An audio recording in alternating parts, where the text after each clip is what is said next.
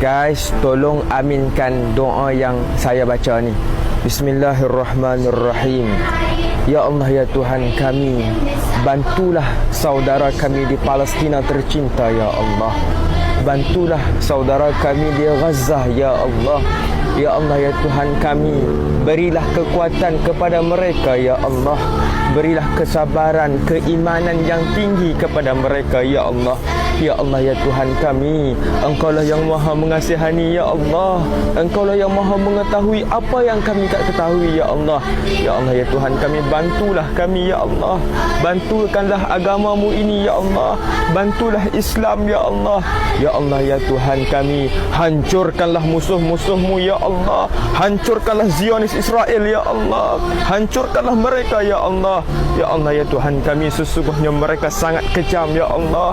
Engkau hancurkanlah sehancur-hancurnya, ya Allah. Ya Allah, ya Tuhan kami, Engkau yang maha mengkabulkan segala doa kami ini, ya Allah. Hanya doa sahaja yang kami mampu untuk berikan kepada Palestina tercinta, ya Allah. Ya Allah, ya Tuhan kami, terimalah doa kami ini, ya Allah. Doa daripada rakyat Malaysia khususnya, ya Allah. Ya Dzal Jalali wal Ikram. Allahumma suril Islam wal muslimin.